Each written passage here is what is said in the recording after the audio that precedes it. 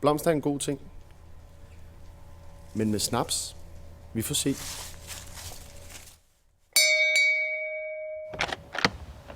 Goddag og velkommen til Blomsterværkstedet og Viskum Snaps.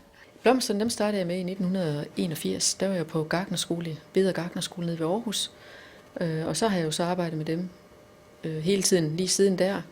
Og de sidste 11 år har jeg så arbejdet med kryddersnapse. Jeg kan godt lide at arbejde med alle de ting, der findes ude i naturen. Og sætte dem i nogle flotte dekorationer, det synes jeg er fantastisk. Det har jeg jo så altid haft lyst til, og så er det jo klart, at man prøver på at lave det til sin levevej, og det prøver jeg så at gøre der i 1981. Jeg har været på kursus mange steder, både i Aarhus og i Nakskov. Og i Nakskov, der havde jeg en spændende oplevelse, for der var det en af Berings dygtige piger, som underviste. Og det er så mange år siden. Det var mens jeg gik på Beder Gartnerskole.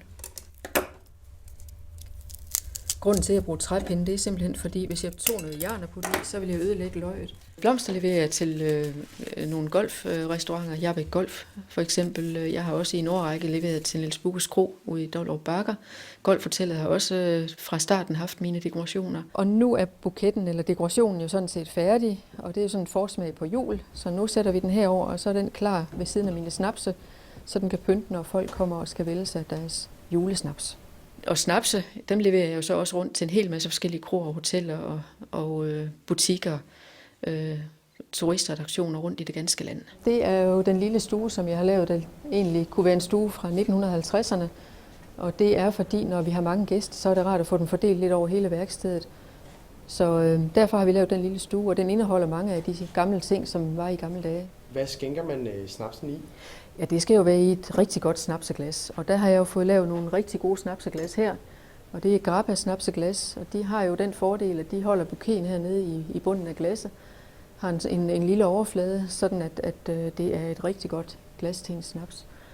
Man har også mulighed for at varme snapsen en lille smule, ligesom man gør med en god whisky eller en cognac. Og det gør det faktisk bedre, når man får snapsen at drikke, fordi den har en meget bedre smag, når den er lidt tempereret. Den vil være optimal her i det her glas, det er helt sikkert, fordi der er jo både kvan og hyldeblomst og andre gode ting og sager. Hvad er kvan? Ja, kvan det er jo en nordisk urt, som Roald Amundsen han brugte, da han skulle til Nordpolen. Og han havde den med i sit medicinskab, for så vidste han, at han ikke fik mangelsygdommen beriberi. Den er jo fyldt med alle de her gode C-vitaminer, som vi alle sammen kan have godt af, også nu her, hvor vi får influenza-tid. Den gror op på min mark. En høj plante, som jeg synes, du skal med op og se.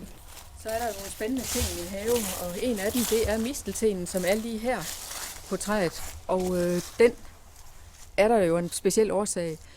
Det er jo en plante, som hedder Viscum album på latin, og Viscum, det er jo den by, hvor I er i lige nu, og hvor min snaps den bliver lavet, og derfor har jeg jo opkaldt min snaps efter Viscum. Så bevæger vi os herover til en anden sjov plante, og det er jo en, der ser lidt vissen ud på det her tidspunkt af året. Den har ellers nogle rigtig flotte grønne frøstande. Det er en spansk kørvel, eller en sød skærm, som man kalder den. Og hernede har jeg da stadigvæk lidt grønt, og de grønne blade her, de kan bruges til snaps. De smager og dufter af lakrids, og giver en gevaldig god smag til snapsen.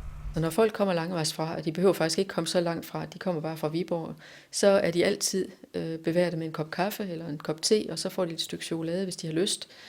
Og så selvfølgelig nogle smagsprøver på de snapser, som jeg fremstiller, og det er ganske gratis. Haps, haps, haps. Nu skal vi sætte med have en snaps. Skål. Skål. Tak fordi du måtte komme. Det var så lidt. Det var en glæde og en fornøjelse. Så jeg håber, det bliver et godt resultat. Vi kommer igen. I er velkommen.